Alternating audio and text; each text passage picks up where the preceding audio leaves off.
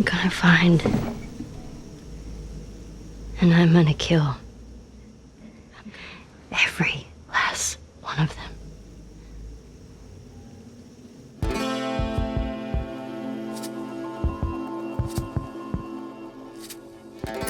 Oi, eu sou o Léo. Oi, eu sou a Marcela. E você está no Olhar Anacrônico, o canal de literatura no seu tempo, que agora não vai falar mais só sobre literatura, no caso. Sejam bem-vindos a esse episódio.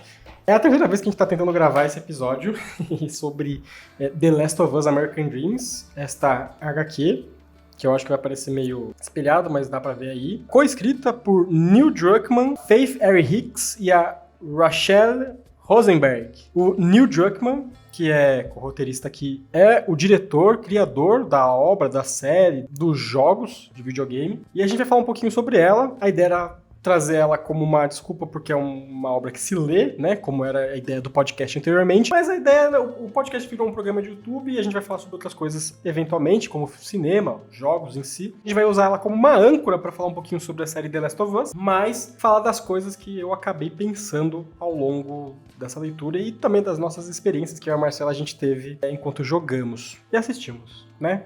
É Sim, isso? exatamente. Então vamos ao episódio.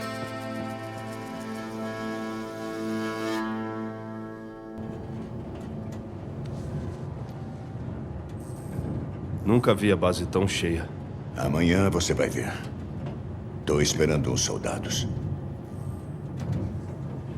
O que tá rolando, chefe? Essas escaramuças não podem continuar nesse ritmo. E aí... o quê?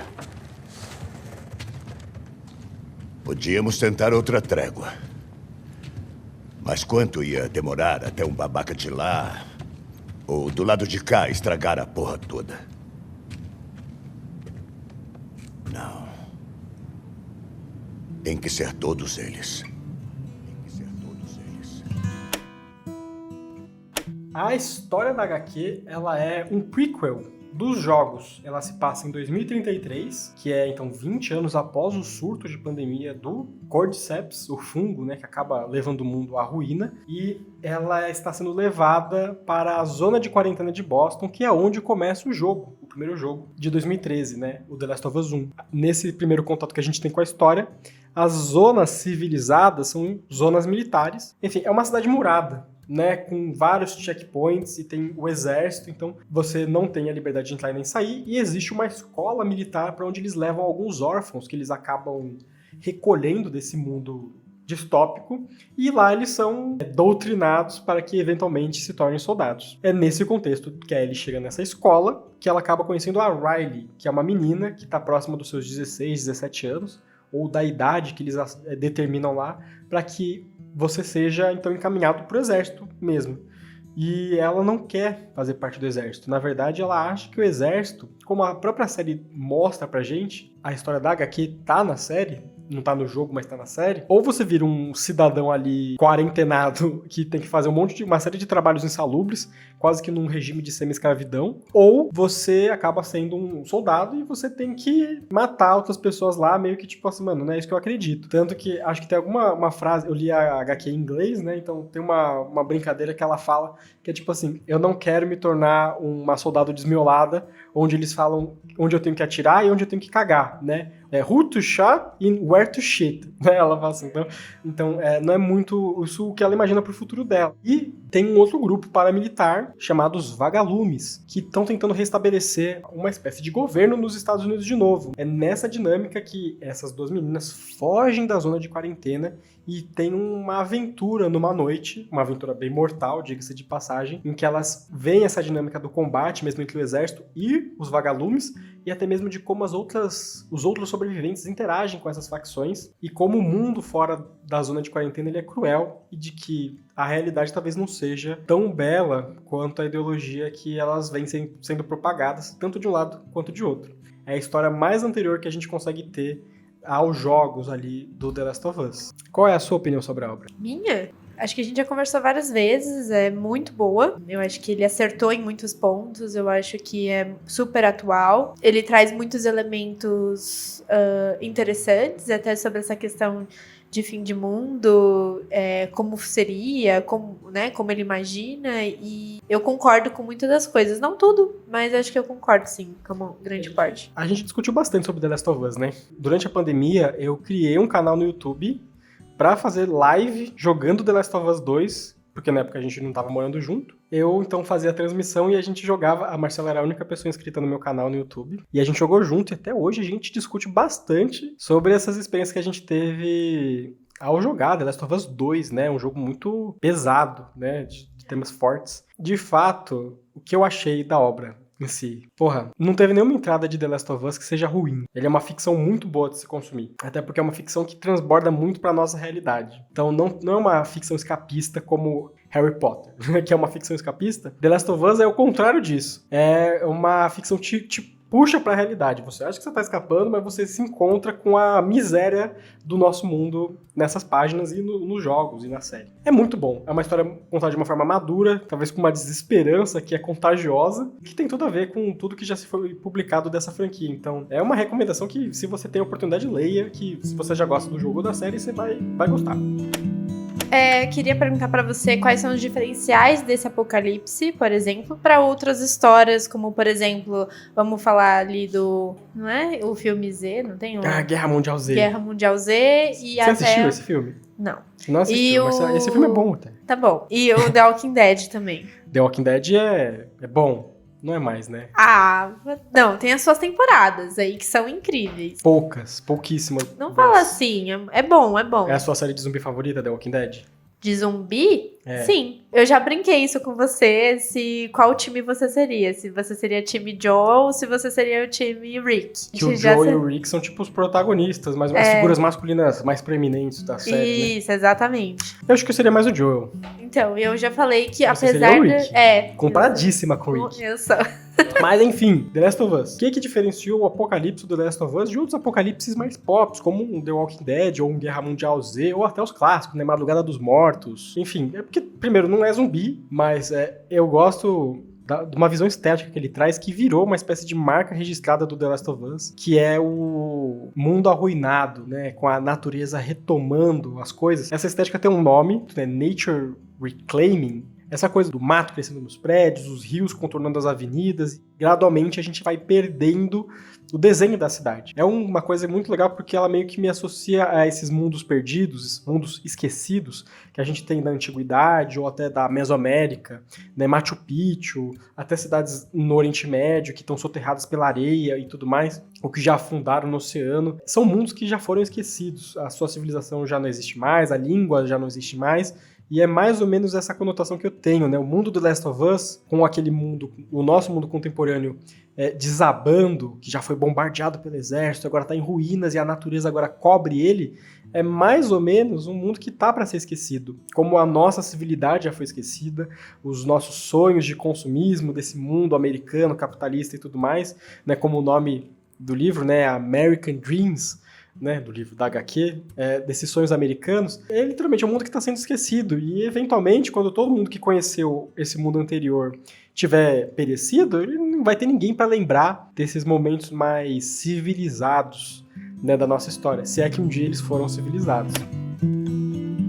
Mas existe um outro elemento que eu acho que o Neil Druckmann trabalha bastante na HQ, que é um ponto central da HQ, mas que também é um ponto central dos jogos e também acredito que da série, que é a importância que ele dá para as facções, para essas dinâmicas dos grupos. Que é diferente do The Walking Dead, que na minha opinião, e vocês podem me corrigir aqui nos comentários, eu acho que outras realidades de mundo após-apocalíptico, ele é uma dinâmica mais de sobrevivência, e que eles às vezes adotam meios não tão ortodoxos assim de se manterem vivos, né? Canibalismo, coisa assim do gênero. Mas o The Last of Us, ele acaba trabalhando mais um ideal.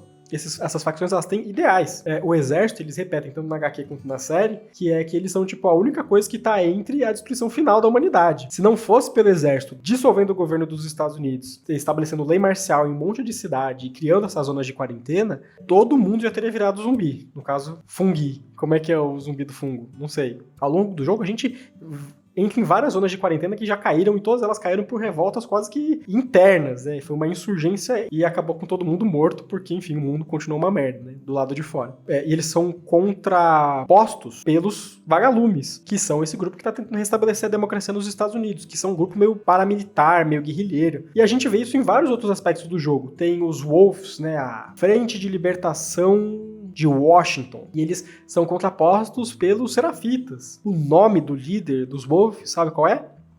É Isaac.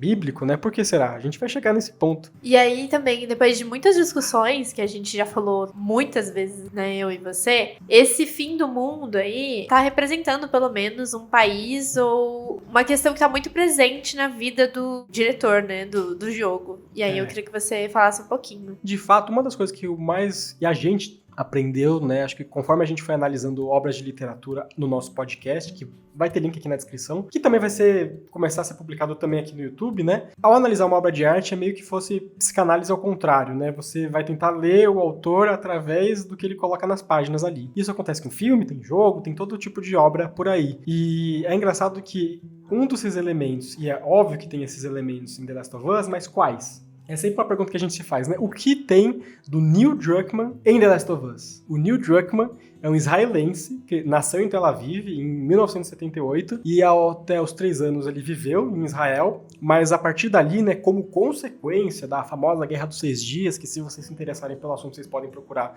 que vocês vão encontrar um monte de conteúdo, né? Israel ocupou boa parte dos territórios ali do Levante, né? Ocupou o território do Egito, do Líbano, da Síria e ocupou o território palestino na íntegra, né? Hoje o que seria o Estado palestino estava completamente ocupado por Israel e iniciou-se um processo de colonização de vários assentamentos na Cisjordânia, que é território árabe, e a família do Neil Druckmann estava lá nesse ímpeto colonizador também de construir casa e uma vida israelense, né, ali dentro de território palestino. Como essas ocupações até hoje são tidas, né, como violação do direito internacional, é completamente ilegal e o governo israelense continua promovendo esse tipo de ocupação porque é um projeto de Estado, né? Obviamente, a primeira infância do Neil Druckmann teve muito contato com violência, né, da resistência árabe contra a ocupação israelense na Palestina. Então, ele fala até que ele e o irmão, como fuga dessa realidade mais violenta, eles consumiam muita literatura, muita história em quadrinhos, videogame, para não viver a realidade de violência que circundava eles, né? E você pode ver, tem tantos documentários aí de jornalistas visitando a Cisjordânia,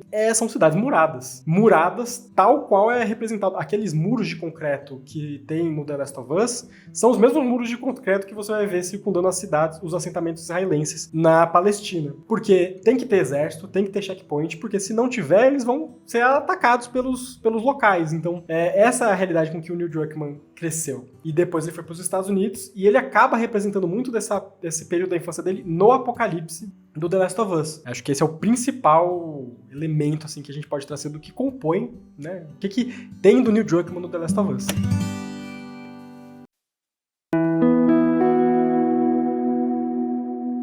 Tem uma passagem também no jogo que você comentou e eu achei bem interessante. Com a Dina, claro, a gente já tá falando aqui bastante coisa que não tem a ver com a HQ, mas é pra explicar um pouco mais sobre esse mundo e quais são as inspirações do autor, /roteirista, /diretor.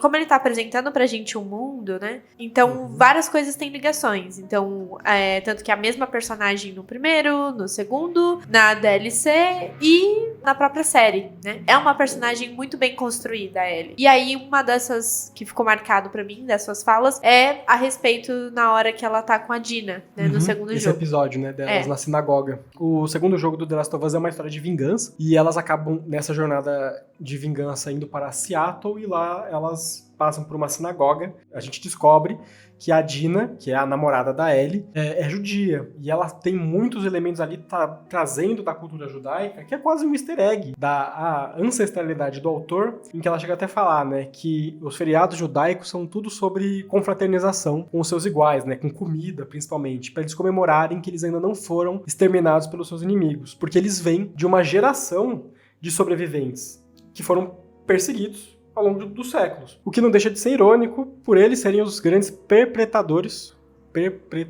acho que é isso. Responsáveis. Os responsáveis, obrigado, por estarem cometendo talvez o grande genocídio dos nossos tempos, né? Hoje no Oriente Médio. que não muda o fato de eles terem sido um povo perseguido e que dificilmente encontraria um lar fora de um Estado judeu, mas que hoje constroem um etno-estado. São coisas... É se aprofundar demais em algo que a gente não quer também se aprofundar tanto assim, mas é só irônico, né? Por eles terem sido vítimas ao longo de tantos séculos, hoje serem aqueles que violentam e violam as terras e tornam refugiados tantos outros que habitavam aquele espaço que hoje eles clamam ser deles. Então, e você tem outros exemplos, não só esse episódio na sinagoga, né? O próprio exército da WLF que protagoniza, é um dos grupos antagonistas do segundo jogo, o nome do líder é Isaac. Então, né? E os serafitas são uma espécie de grupo religioso. Então eles vivem se matando e a gente não vê como esse conflito vai conseguir ser solucionado. É exatamente essa visão. Você tem um macro da dinâmica das facções, mas você tem um micro, porque a própria história do The Last of Us 2 é uma história de vingança. Que você, e a gente jogou, né? Você que jogou talvez tenha tido uma experiência próxima à nossa, você tá exausto no final do jogo. É um jogo de tiro que você não quer mais matar ninguém. Porque é essa a mensagem que ele quer passar no final. Olha como esse ciclo de violência sem fim, onde a gente não tá disposto a engolir as violências, as barbaridades cometidas contra nós, vão levar a gente a mais barbaridade e a mais violência. No final, essa é a visão que ele tem do próprio conflito Israel-Palestina, e ele mostra isso em todos os momentos quando ele está tratando de violência e barbaridade no mundo pós-apocalíptico. O que não deixa também de ser um pouco idealista, eu acho, da parte dele. A ficção, em algum ponto, né, no sentido micro, é óbvio, né? Se você continuar escalonando, respondendo e agredindo os seus agressores, essa porra nunca vai acabar. Fato. Mas a gente também não pode chamar de paz aceitar também as violências cometidas contra nós. E aí, trazendo pro contexto da vida real, porque a história é um micro, e é o que eu quero me referir quando eu acho que ela é meio idealista, hoje, na paz, 60% do território da Cisjordânia, que é Estado palestino, está sob o controle militar de Israel. 60%. Você tem ao torno 700 mil colonos vivendo hoje na Cisjordânia e crescendo. A especulação imobiliária em Israel estimula a imigração não só de israelenses, mas de judeus do estrangeiro a irem e morarem nessas terras. É um processo de contínua violência contra o povo palestino. E vai ter resposta, sempre vai ter resposta. É um idealismo a gente imaginar que com a violência policial ou militar que esses assentamentos provocam, não vai ter resposta. Porque eles têm objetivos diametralmente opostos ali. O Estado israelense é um projeto de colonização do território palestino. A gente resumir como sendo apenas vamos quebrar o ciclo de violência, vamos perdoar uns aos outros, ele talvez seja um ato de violência, por assim dizer, né? Um ato contínuo de violência. Então, continua sendo ainda assim um assunto muito complexo para tratar num vídeo curto como esse, mas foi o que a HQ The Last of Us me fez pensar.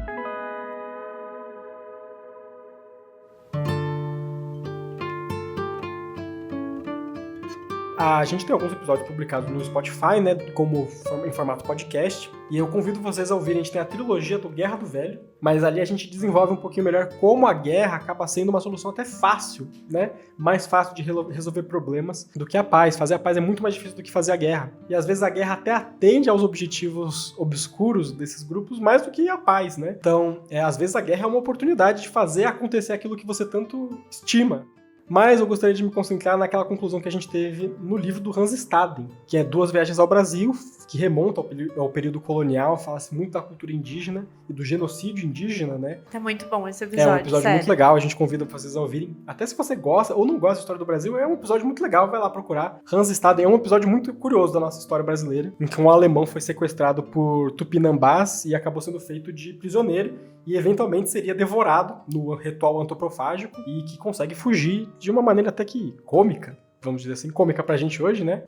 Nesse episódio, como conclusão, a gente até fala, né? A construção do Estado brasileiro é genocídio indígena, né? Ele foi todas as nossas grandes cidades, em algum sentido, são cemitérios indígenas. Os nomes deles ecoam até hoje aí nas nossas ruas e nomes de bairros, mas toda geração tem a oportunidade de romper com o seu passado. A gente não precisa continuar a perpetrar, e eu tô falando errado, né? Essa palavra, eu acho.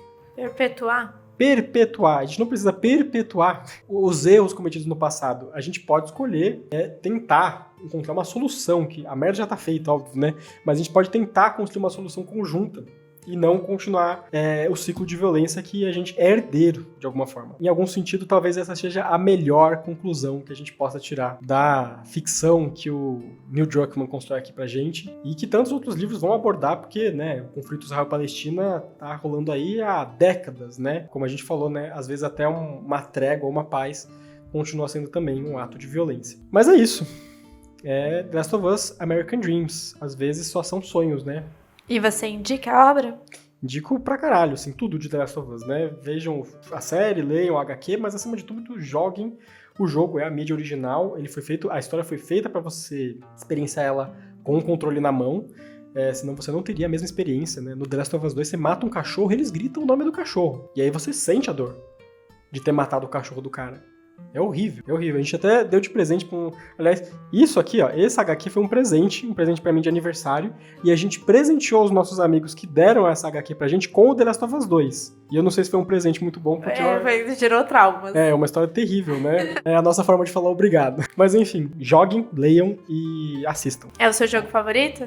Eu acho que é um dos meus jogos favoritos. Não sei se é o meu favorito. Puta, não sei se é o meu favorito. Difícil falar aí. Talvez é o meu favorito da série de jogos do PlayStation 3. É um dos muitos jogos. Eu rejoguei muitas vezes The Last of Us. Muitas vezes. Tanto que eu tava até querendo rejogar antes pra falar aqui. Mas, enfim, não dá, né, gente? É muito tempo pra se dedicar a uma coisa. E eu queria já falar de bate-pronto que eu precisava falar aqui. E é isso. E qual que é a prateleira? Todo final de episódio a gente costuma dar para a obra analisada uma prateleira. Agora que a gente vai falar mais sobre outras coisas que não são só livro, a gente vai continuar colocando eles em prateleiras, mas entenda-se que era um contexto de literatura e é por isso que a gente acaba dando essas prateleiras para eles. E eu colocaria o The Last of Us na prateleira de Esperança em Ruínas, que é um mundo em ruínas, mas é quase como ele também te deixasse desesperançoso. Que é possível imaginar um mundo diferente do que esse que a gente tanto vê, seja no apocalipse ou seja agora. É isso, talvez nós já estejamos no apocalipse. Na verdade a gente tá, né? A gente tá em muitos aspectos no final do mundo, né? Não precisa de guerra, né? É isso, ficamos por aqui. Se você gostou, não esquece de comentar, de curtir, de se inscrever, ver o nosso projeto também no Spotify, que tem muitos podcasts muito legais ali. Se você gosta de videogame, de literatura, a gente sempre acaba trazendo um pouquinho de cinema, essas porra assim, para as nossas análises. E são episódios mais longos, né, do que esse aqui que vocês estão assistindo. Então, não deixe de ser uma experiência legal se você se interessa por esses assuntos. A gente vai ficando por aqui. Um abraço. E até mais.